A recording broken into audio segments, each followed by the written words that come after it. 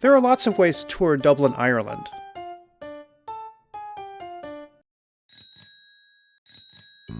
From a cruise ship, there's a few steps: tender, train, and then in our case, hop on, hop off bus.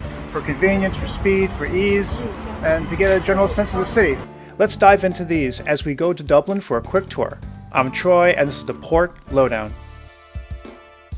Dublin is the capital of the Republic of Ireland, along the east coast, about 103 miles south of Belfast.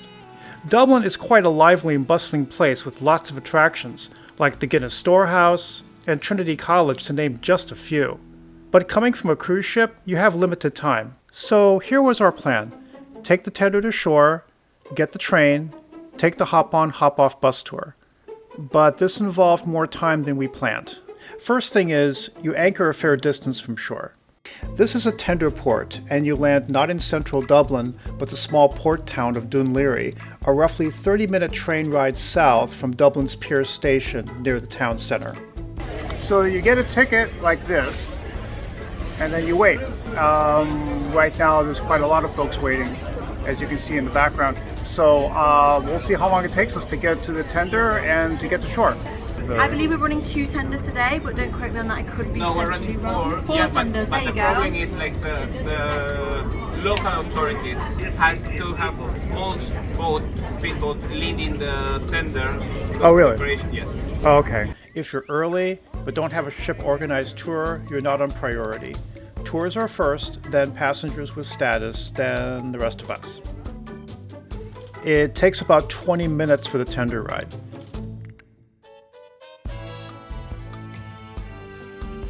We pass through a terminal building and a small shaded tunnel, which is a nice touch with the rains.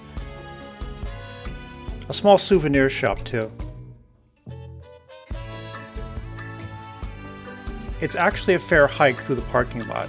So factoring that in, plan for at least a 10 to 15 minute walk to the train station after leaving the tender. Plan for weather and bring an umbrella. Getting to the train station was the next step across the street. Not too hard, but these guys at the tourist information booth at the very end are super helpful. You're going to be taking a train called the Dart. Right. Okay. Right. And the station is right beside those bikes over there. To the right of the bikes. Yeah. Okay. So what you're going to do is you're going to walk over to the bikes. Yep. Head around the wall and head upstairs. You can buy your ticket there. It'd be €5 for a round trip. Scan your ticket through, and you get on at platform 1 of the station. Right. So platform 1 is in the opposite side, and then take the train all the way into Pearse. When you get down the stairs, work your way mid-platform. We got caught at the beginning where the stair landing was, which wound up being short of the train. The train is clean and well maintained, and the views rolling by are pretty. All told, allow about 1 hour from tender to your arrival at Pearse Street, Dublin. By the way, if you need the restroom, try to do it before you exit the platform, as the restrooms are on the ticketed track side, not outside the gate. We booked our hop-on, hop-off bus ahead of time with Due Dublin. We bought a package that included train tickets. My son was free, but we needed a train ticket for him. Now, the local TFI, Transport for Ireland buses, look pretty similar to the Ho-Ho buses. Just be aware. Also, Pearse Station is actually stop number 8, Westland Row, so the tour doesn't officially start here. It starts at O'Connell Street. So at the end of the route, everyone has to leave the bus, and we start again at the first stop. There are 25 stops in the tour route, and it takes about 2 hours.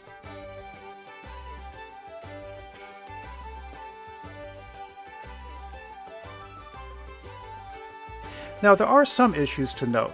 Seat comfort is a little tight downstairs, while upstairs it's a little more roomy. Also, crowds can get heavy, especially at popular stops. So if you find a comfortable seat, we recommend you stick around for at least one circuit before leaving. I found the front row at the top affords the best overall view side to side. And bring some patience. You do a lot of waiting on these buses. Almost every stop has some negotiation going on with passenger and driver. We have a live German tour on today for our customers. That's how well we look after our German customers. Not to mention the traffic can be sluggish midtown. All this affects the schedule, so take the posted arrival times at the stops as approximate. Just go with the flow. That said, the driver commentary is sharp, knowledgeable, and often funny. And as you can see, rather an unusual building, as there is no windows. All the light in the building comes through the skylights. So it's said here in Dublin that if you put your money in the Bank of Ireland, it will never see the light of day. Whatever you do, do not, repeat, do not look left beyond these trees. Because there's something very big and very substantial on your left. You know, with mirrors up here, you can see it's all looking left. Like the Irish, never do what you're told. Also, you get a breezy overview of the city highlights without all the walking.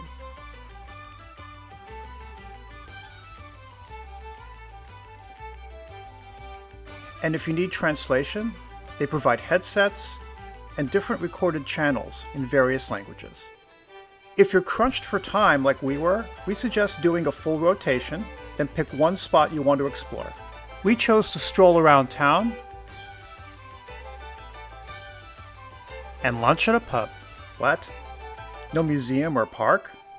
Well, we can't complain.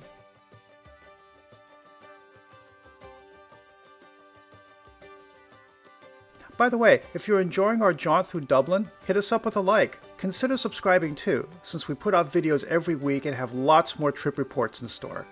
Thanks so much. So breaking this down, you need 1 hour of travel time from ship to town each way for a total of 2 hours, and another 2 hours if you take a ho-ho bus. We just missed a train back, and we have to wait another 40 minutes, and then it's going to be another half an hour after that, so and we're cutting it pretty tight today. Well, we needn't have worried about being late. Yeah, looked like everyone else had the same anxiety. Now don't get us wrong, Dublin is a totally worthwhile, if not essential place to visit. But for cruisers, it's a time crunch, and all we can say is be the early bird. Then pick a place of interest to stop and enjoy. Have you been to Dublin by cruise ship? What was your experience? Let us know in the comments.